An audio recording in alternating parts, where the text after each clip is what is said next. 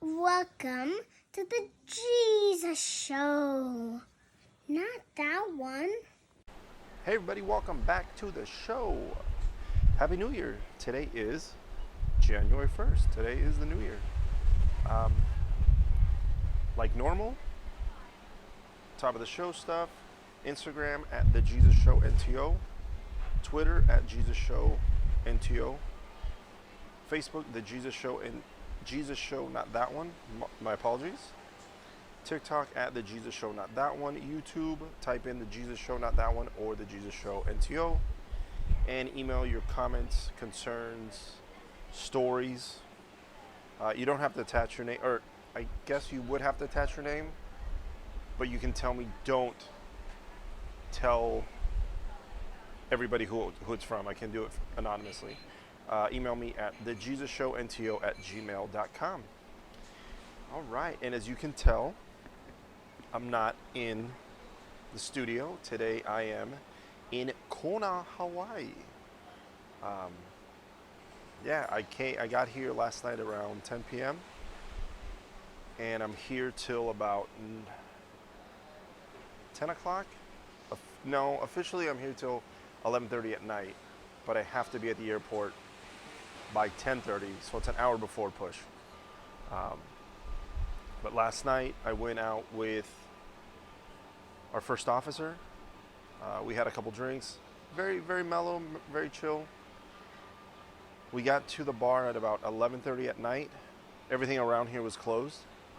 Well, almost everything was around here was closed. We found a little bar overlooking the water, kind of like this. It was very nice. We were hearing the waves crash and had a couple beers, got to talking. He's a very nice guy. He lives in Vegas as well. Had a couple drinks at midnight. We had one more. We said cheers. And then we went back to the hotel and that was about it. So it was pretty cool. And then this morning we had breakfast overlooking the ocean again, which was really nice. And then I hit the gym and then I went out. Oh, I was going to film the episode over my right shoulder. If you guys look in the background, there's a really, really nice view of the open ocean. There was a couple palm trees, open ocean, and I asked somebody at the hotel, I said, hey, because I don't like to just do things without asking. I mean, some things I do without asking, but this particular thing, shooting the episode, I didn't want to piss anybody off. And I don't know if they want to be associated with my show, being that, one of my episodes is called Butthole Cleanliness. So I wasn't going to mention the name of the hotel, but I asked and they said no, which sucked because the spot over there was really nice. But this is still as nice. The only thing I'm not a fan of is this piece of wood right here. But hey, I have to make do with what I have. And I was doing it on I'm doing it on the fly. I didn't want to do it in the room because I was like, that's stupid. I'm in, Kona. I want you guys to see the beauty of Kona, even though it's a very small little square you guys can see. But still, I want to share it with you guys.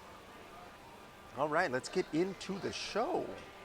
Wait, I did top of the show stuff. Happy New Year's. I think I already told you. Oh, and my face, half of it is dark. This side is light, this side is dark. Again, because I'm outside and it's kind of windy, so I apologize if it annoys the shit out of you guys. I was sitting over there at a different table and I was alone, and then some old people showed up and I thought, why don't I move away from them? Because if I say, I don't want to piss anybody off, especially while they're eating. And if I say anything gross, again, I don't want to piss anybody off. That's not the point of the show. Okay, so now that all that's squared away, let's talk about some soccer stuff. Javinko, he used to play for TFC, Toronto FC. He was very good. I think they called him the Atomic Ant. I think that was his nickname. He's very small. I want to say maybe 5 feet tall, maybe 4 feet. No, he's not 4 feet. Maybe like 5'2", something. Really small guy, but he's really good. I believe he's Italian. Must be Italian.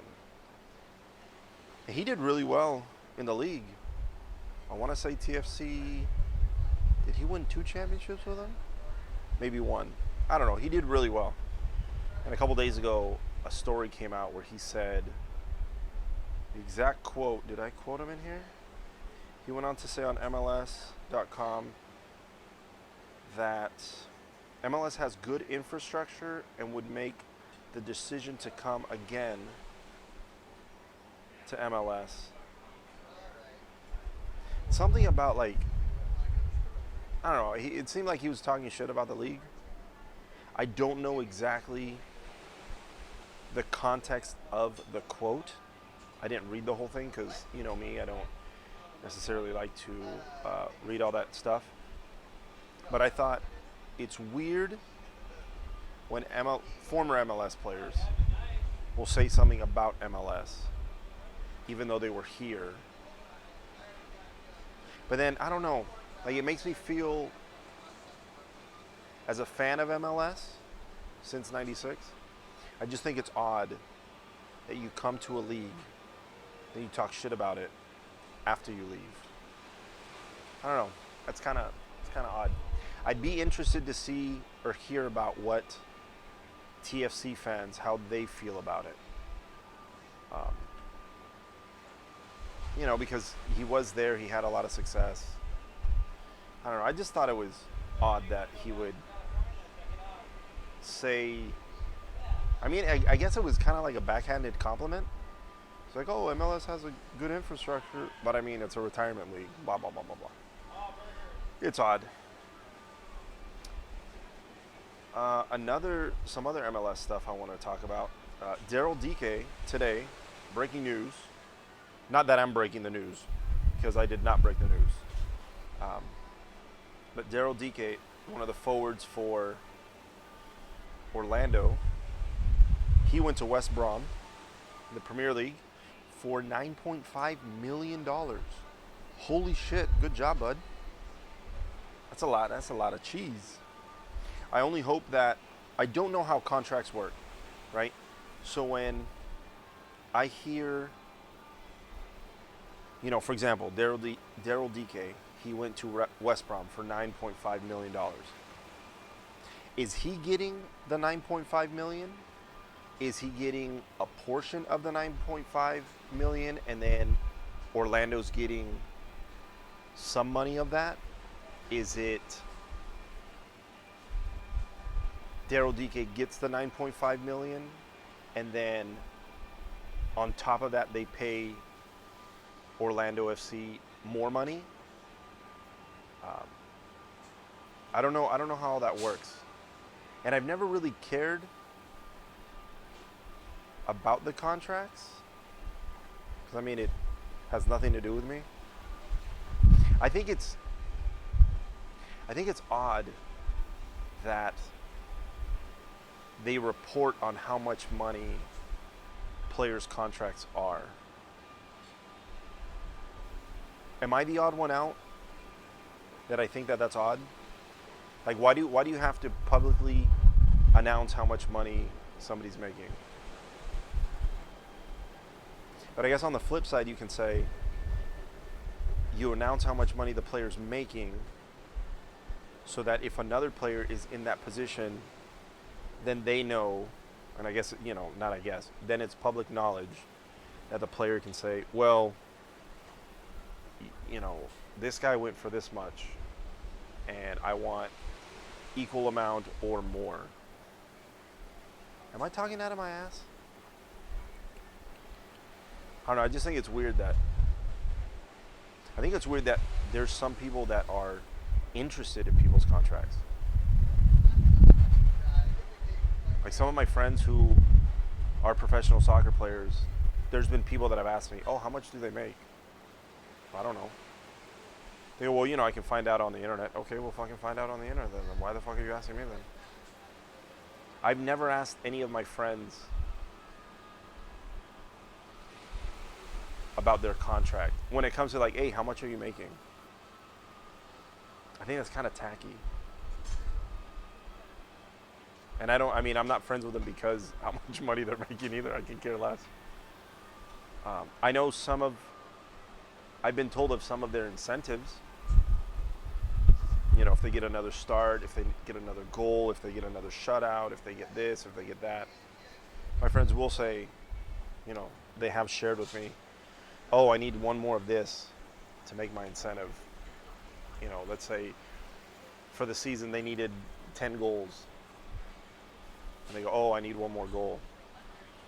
You know, if they need 9 shutouts for the season, you know, oh, I need one more shutout. Like, they've shared that with me. But even sometimes not specific numbers. I mean, they have before, but not every time when they make their incentive, they don't say like, oh, I'm making X amount if I make this incentive. So yeah, I don't, like, even when basketball, what is it? Basketball, football, and baseball, they have outrageous fucking contracts. And then, you know, like, breaking news, this or that. I don't know, I just think it's weird. Getting on that same subject, another MLS player, Ricardo Pepi, who plays for FC Dallas, is going to the Bundesliga in Germany. And it was reported today that he went for $20 million. Holy shit. Again, same question. Is he getting the 20 million? I guess my thing about it is I don't care how much any of these players make. I just hope that if that's the number that they're reporting, I hope that's the number that they're getting. I hope it's not watered down to where it's, you know, oh, 10 for the player, 10 for the club.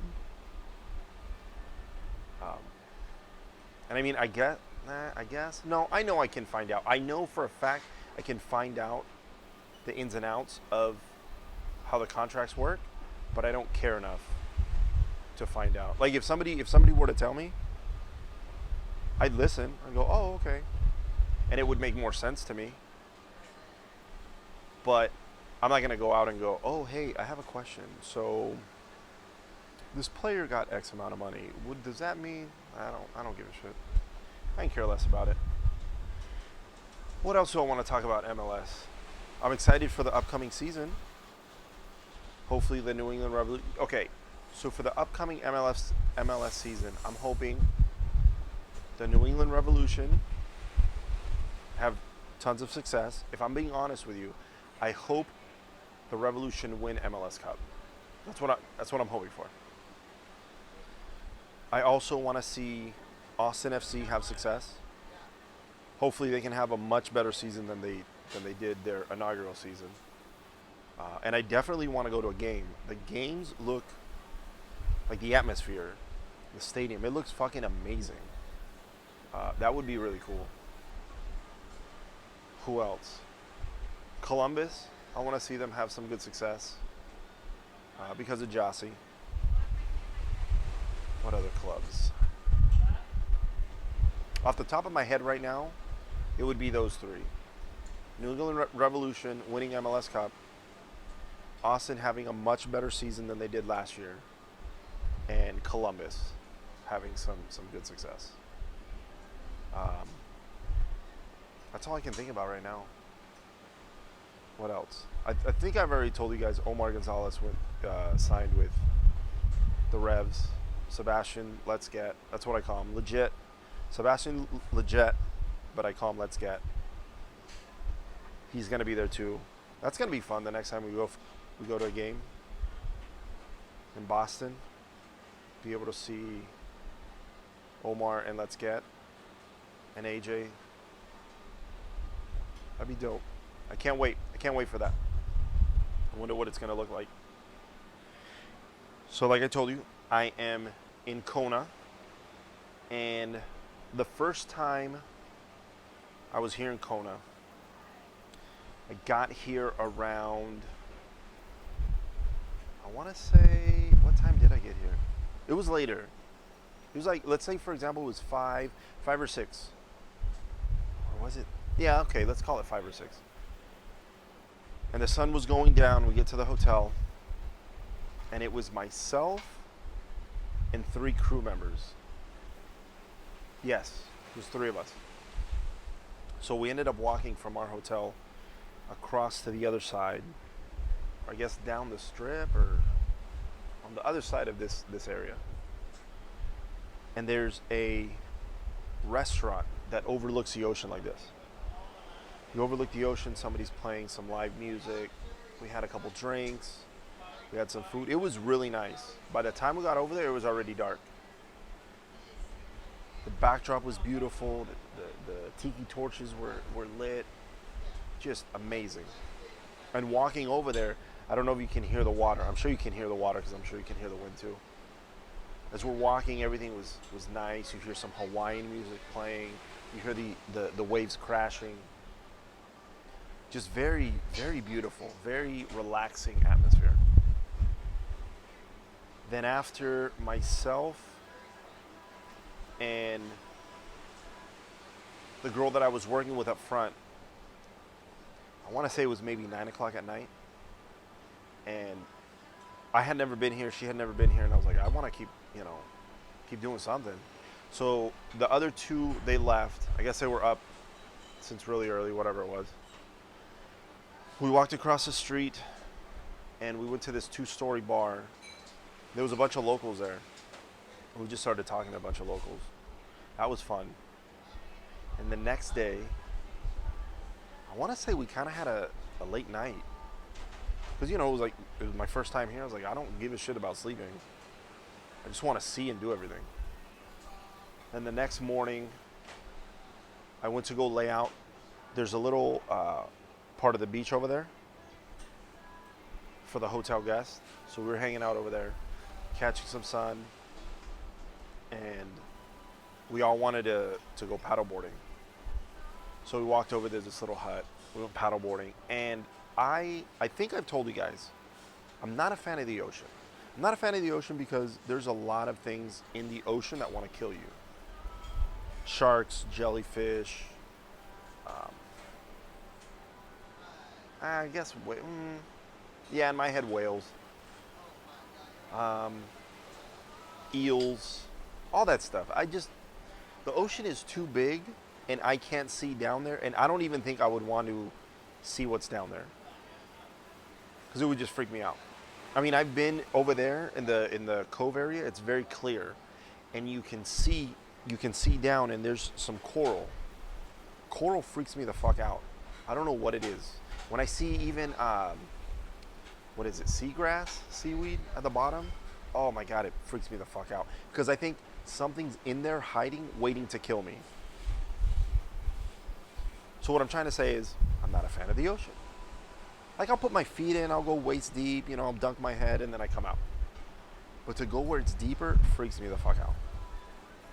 But everybody wanted to go paddleboarding, and I thought, okay, it's very calm right there in the little cove. So, I mean, I was doing great. I was going back and forth, and I was turning. I was like, oh, I'm at bros. And then all of a sudden they said, let's go out to the open ocean. So there's a little path. You go out, and the moment we start making it to the open ocean, the waves start getting a little rougher. It wasn't too bad, but I was definitely using my core, using my balance. It was testing me. So we're out there. Now we're out in the open ocean. We're not in the cove anymore. They're having a great old time. Oh, this is great. This is beautiful. And I look down and I see this big shadow of something. I don't know what it was. It could have been it was probably part of the coral reef. Part of the rocks that are at the bottom. And I freaked out. I remember, I froze real quick. And in my head I thought, oh my God, that's a whale and I'm about to die. And like the board started shaking. The board started shaking. And it was really weird. Not weird, I mean, it just started shaking because I made it shake. And I fell off and I freaked the fuck out. I fell off and then I real quick jump back on the board. And like, my heart was racing. I was like, oh my God. And everybody was way in front of me. So I wasn't even around the people I was paddleboarding with. They look back and I hear something, are you okay? And I'm like, oh, I'm fine. So I jump on the board and I just start paddling towards them. Because I thought, if I make it to them, now there's a group of us. And whatever's gonna eat me might eat somebody else first, and I'll have a chance to eat away. Fuck, that sounds terrible. But that's what was going through my mind. I freaked out. But then we came back into the cove, and then I was fine. Even though I can see down, and I can see more of the rocks in the cove, and I can see the fish. Fish freak me out. I don't like it. Like, if I see them, like I was on the paddleboard, I can look down, and I can see them, and I was fine. But the moment I went into the water, just thinking that they could brush up against me, I don't know why, it just freaks me out. I wish I wasn't like that, but I am. And then we did that for, I don't know, maybe 4 hours. Man, my legs, that night, my legs felt really sore, and my abs felt really sore, but it felt like a really good workout. My arms felt like they were on fire. This wasn't during, this was after. It felt like a really good workout. So we did that, and then they wanted to, what else did they want? Oh, they wanted a snorkel right there in the quote. Well, they wanted a snorkel out into the ocean. I was like, I'm not doing that shit. I think I told them, like, oh no, like I have to go poop or something. But I did it there in the cove, and then the moment they started going out to the open ocean, I was like, I gotta go take a shit. So then I left, and then we ended up going across the street. We had some lunch. We found some shaved ice, which was really cool. And then just walked around, and then we all took a nap. I think they were going back to Denver, and I was going to, I want to say LA. I was going back to LA. And, but our check-in was around the same time. So we all, went to go take a nap because we were doing the red eye in. And it was really cool. That was my first time in Kona. And then I came back, I think 4 or 5 more times after that. And then the last time I was here was, I want to say 2018. Towards the end of 2018 was the last time I was here. And then now today is, well, yesterday was the last day of 2021. And then today is the first day of 2022. And I'm back. And I think I told you on my last episode, every time I come to the islands, I love it here. I love it here. And I've never canceled, I've never had a flight canceled so that I stay one more day. And I'm always hoping, I'm like, fuck, just give me one canceled flight. Just give me one more day. But it hasn't happened yet. Maybe one of these days it will. In a couple days, maybe about today's the 1st, on the 6th, I get to Maui, which I've never been to Maui. So I'm very excited about that. I'm gonna make sure I get plenty of rest the night before. I'm gonna make sure I hit the gym before I go to work. And then I think we get there around 3. So I plan on spending the rest of or when I get there, what am I trying to say? Jesse trying to talk, take 2, action. What I'm trying to say is, the moment I get to Maui, I'm changing and going straight out and trying to do everything I can. Because then the next day, I think our check-in's at 11. So it's not super early, but it's earlier. But I just want to spend as much time as possible just, looking around, exploring. Do you guys have a favorite island? Have you guys have been to Hawaii, right? I talk about it. I know there's people that have never come to the islands. And I definitely take it for granted, because it was kind of like the same thing when I worked at Disneyland. I knew people go to Disneyland on vacation, and it's some people save up for years and years and years, and then they finally make it there. But when I worked there, and growing up we were there a lot, I just thought it was kind of normal. So then when I would meet grown adults that would say, oh, I've never been here. To me, it was kind of weird. And then now that I'm a flight attendant, when people tell me, oh, I've never been there, I think to myself, why? Just get on a plane and go. Because I can. But it's very different. There's a lot of things I don't have to pay for. Or if I do, it's, not even a fraction of the cost. It's almost next to nothing. So I also have to think about that. Because one of our crew members, she brought her mom and her sister, and they were talking about how they've never been. And then there was another lady who was on the flight by herself, and she was, just some regular passenger. She told us she was coming to Kona for the first time ever in her life. I think she was 87. I said, "You're coming by yourself?" She's like, "Yeah, I'm not gonna wait for anybody." And I thought, "Oh, that's really cool." And then I was like, "Man, you've never been?" But again, not everybody can just, go whenever they want for all kinds of reasons. Okay, I'm gonna take a quick break per usual because the camera's gonna stop on me. And we're back. All right, what else do I want to talk? Oh, Betty White passed away.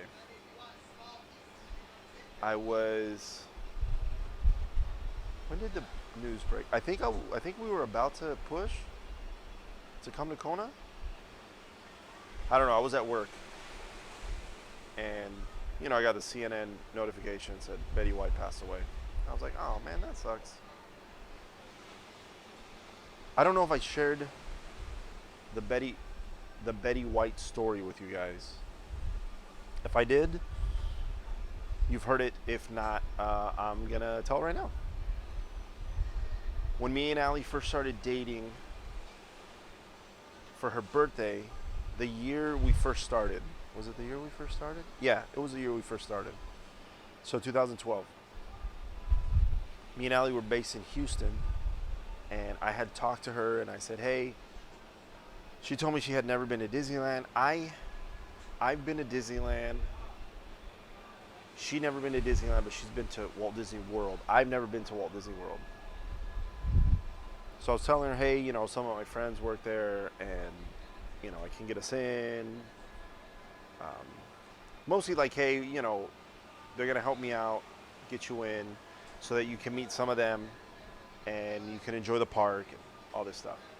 So her mom and dad were joining us as well, and it was the first time I was meeting her mom and dad. So I was very nervous. And I actually met them in the airport. Like, we got off our flight from Houston, and then they got off their flight in Chicago.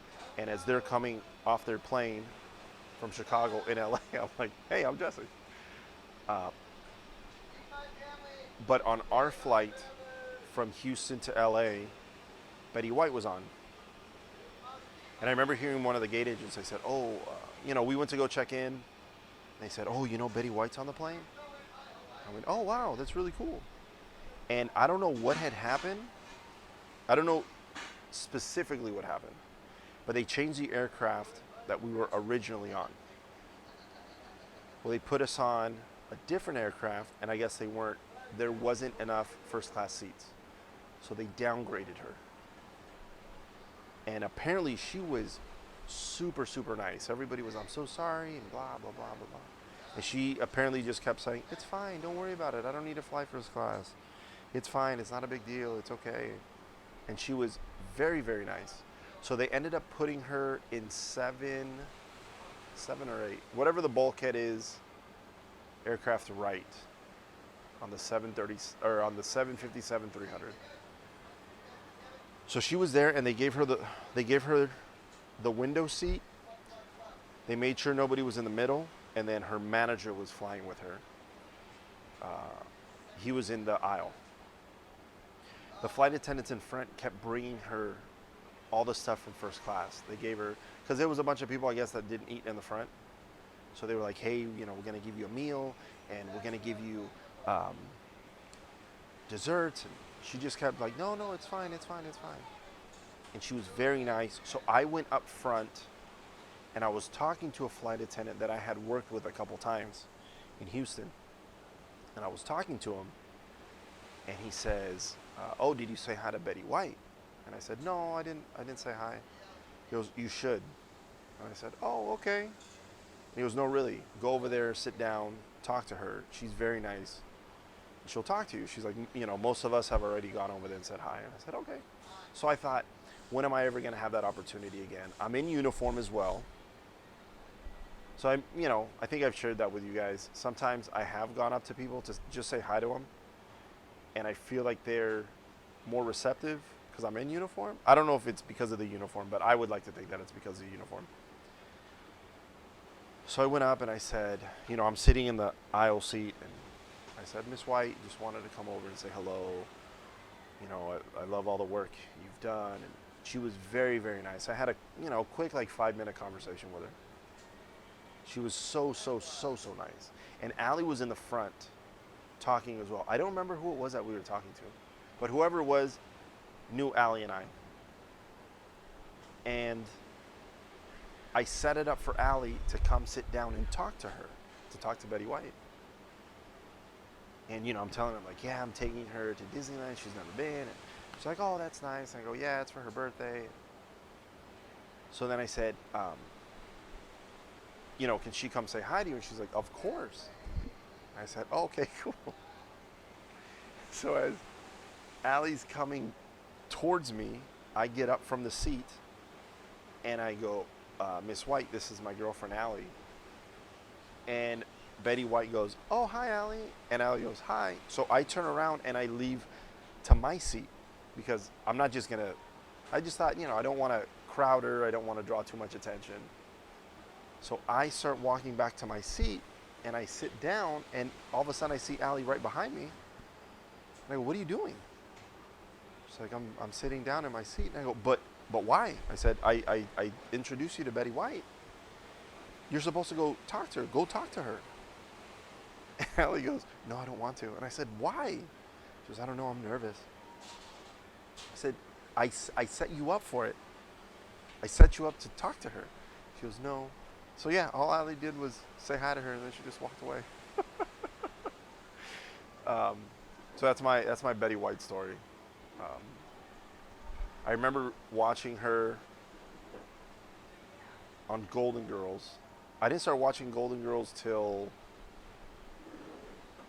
I don't know, maybe when I was close to 20, in my early 20s. I mean, I can't say, oh, this particular episode is my favorite. No. I haven't watched the whole series through, but I have watched some episodes. And then it seemed like Betty White was always in, she was in a lot of stuff. I remember the movie with Ryan Reynolds and Sandra Bullock, where they go get married. I think Sandra Bullock's Ryan Reynolds' boss, and Betty White was Ryan Reynolds' grandma in the movie. She's great. She was fantastic, super funny. But yeah, it just sucks she passed away. And then I read that she was somewhere in mid-January. I think she was going to be 100. So, she had a pretty full life. So, but obviously it sucks when anybody passes away at any age because you don't want them to. Speaking of the trip to Disneyland, here's another story that I'm not too sure if I've shared with you guys, but I'm going to share it anyways. The first day we went to Disneyland, Allie met Mike, my buddy Mike. And we got there, she meets him, and I did the typical, Mike gives the best hugs. And he, of course, is like, oh, God damn it. So he says hi to her, he meets her mom and dad. And we got there the first day. Yeah, we got there the first day to LA, and then we didn't go to Disneyland until the second day that we were there. So the first full day we were in LA, we went, and Mike was nice enough to get us in, and he was hanging out with us around the park. And one of my ex-girlfriends, who we had just broken up not too long before that, she happens to be right there in the park.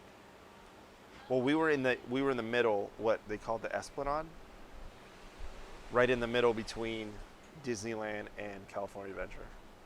We're by one of the ticket booths. And I remember hearing her. She goes, "Jesse?" She turns around, and I turn around. I went, "Oh, hey." And in my head I thought, "Oh, fuck." But I also thought, okay, I'll say hi, and then we'll just go on our way.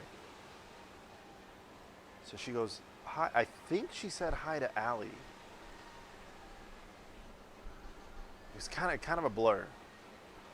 But I pulled her off to the side, and I think she started asking me, like, who's that girl? And I said, she's just a friend. And I didn't feel like I needed to tell her everything right there and then, being that Allie's parents are there. And I really thought it was just going to be a quick, like, hey, okay, bye. Like it should have been, but it wasn't. And at one point, she goes, she kept pressing me, like, who is she? And I go, she's just a friend, don't worry about it.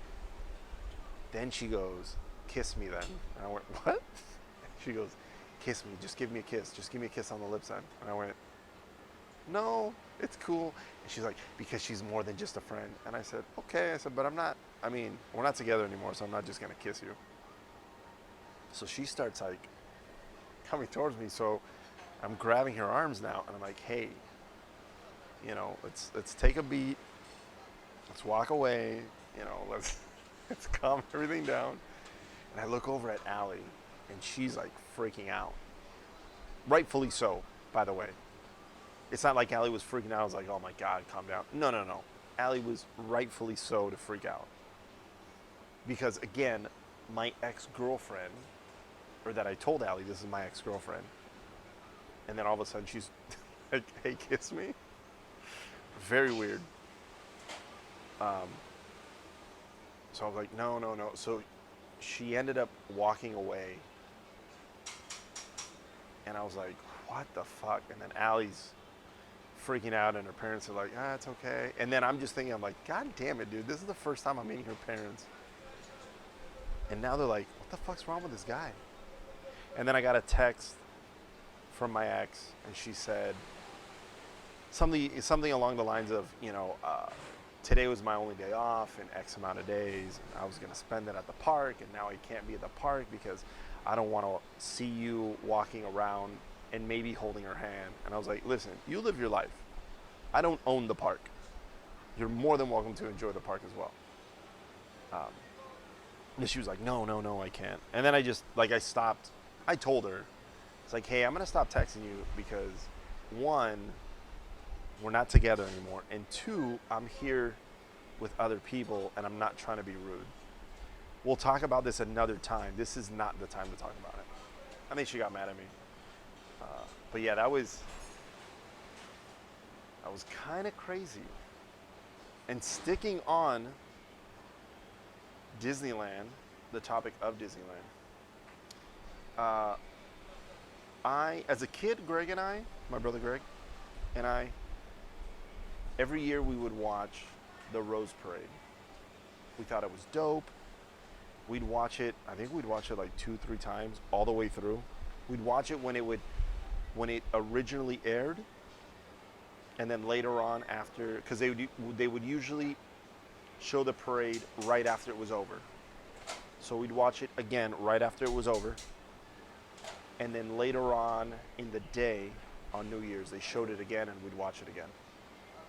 So we were really into it. And I don't know at what age we stopped, But now, I think parades are annoying. And I think the only people that like the parades are the people that are in it. I just, I hope, here's another thing. Now that we're going to have this baby, I hope the baby is never in a parade. I mean, obviously, I say this now, I might change my mind. But I fucking hope the kid is never in a goddamn parade. Because I don't want to sit fucking through it. That just sounds terrible. But I do like Disneyland parades. Disneyland parades are dope. There was only one, I think there's only been one Disneyland parade that I didn't like, that I thought it was stupid.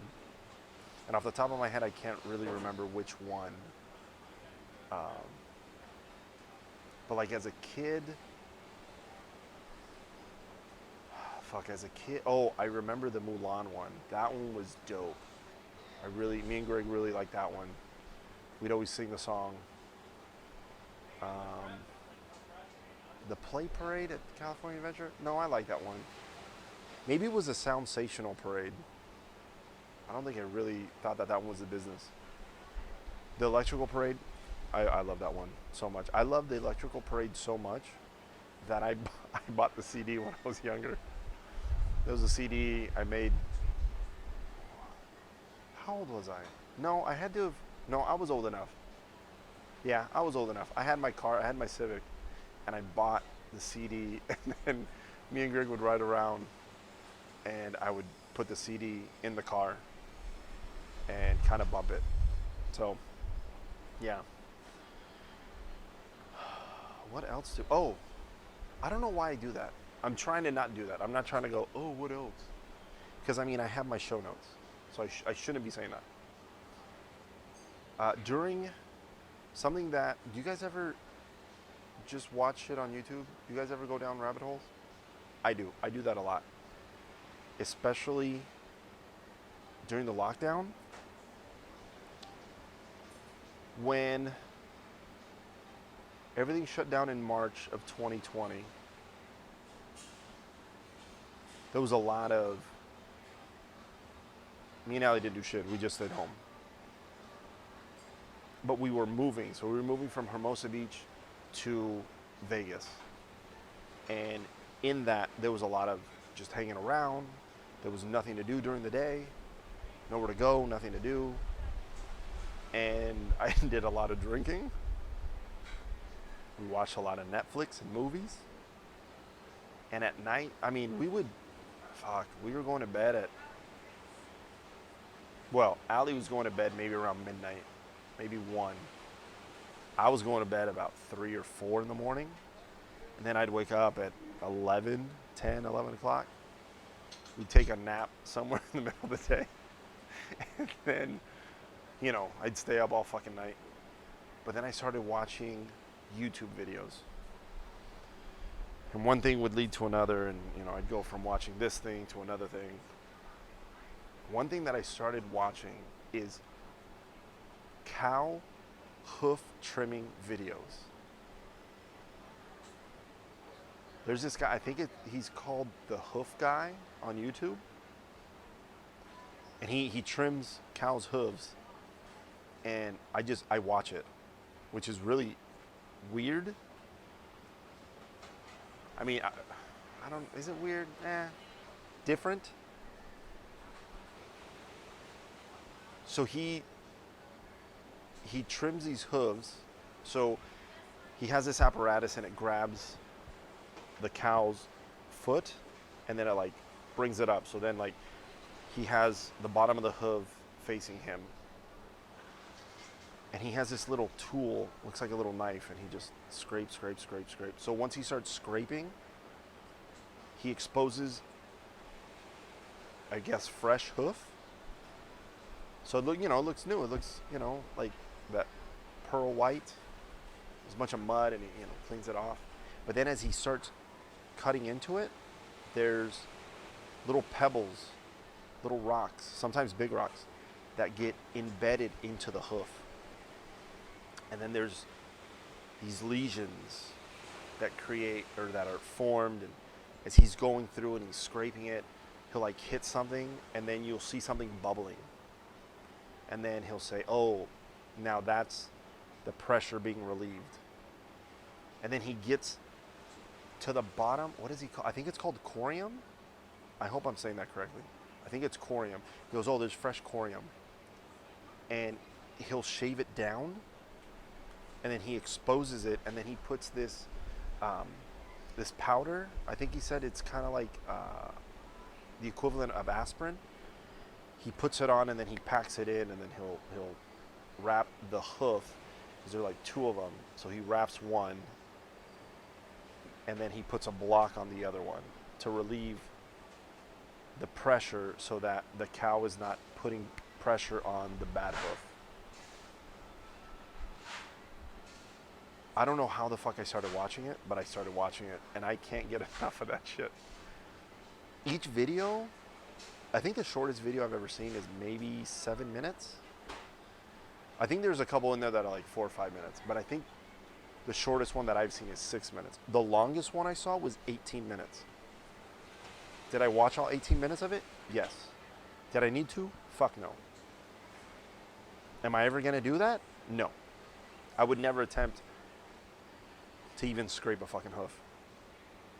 But I don't know why I find it so interesting. I find it super interesting. And I find it, like, I'm not a fan of, like, if you show me surgery shit, no, I'm out. Fuck that. But when you see the hoof, when he gets to the soft part, and again, I think he calls it fresh corium, because I think that soft hoof, when it finally heals, turns into regular hardened hoof. So he says you gotta get down to it, to expose it, to treat it, so that it can heal, and then it, rebuilds. Yeah. I think, again, I don't know exactly how I found it. It was one of those things where, I started watching how to make soft pretzels, and then I ended up on fucking hoof trimming videos. But yeah, ever since we moved to Vegas, I've been watching it. So for almost 2 years now, I'll just randomly, especially when I'm on layovers, most of the time now, I won't even turn on my TV in my room. I'll just watch fucking hoof trimming videos.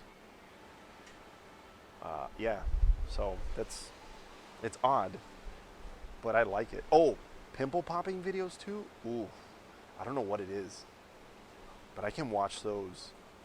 Like even some of the more gory ones, I don't know what it is, but I love watching that shit. And then there has been times where I think to myself, I wish I had a really big abscess or pimple that I can pop. And then after further review, I go, no, that would be too chill. That'd be fucking weird. Because then, like, what if it gets bad enough that I need to go get treatment for it? Like, I need to go see a doctor for it. I don't want to do that shit. So it sounds better than what it really is. So, yeah. That's about all I wanted to talk to you guys about. And I wanted to show you the beautiful view that I've been enjoying since I got here. Remember, well, first off, thank you for coming back. Happy New Year. I hope nothing but the best for you and your family. Many blessings, many successes in 2022. And hopefully the show just keeps getting better and the audience just keeps getting bigger. Like I said before, the numbers just keep going steadily up, which is exactly where I want to be. And again, I couldn't do this without you guys. And I really, really thank you and I appreciate you guys. You guys should all win $1 million. You guys should be showered with millions of dollars in rubies because you guys are so amazing. Remember, tell everybody you know. Tell your mom, tell your dad, tell your cousin, tell your dog. Tell everybody who has a phone. Take their phone from them. Put in the Jesus Show, not that one. Rate, like, and subscribe. And I'll see you guys next week.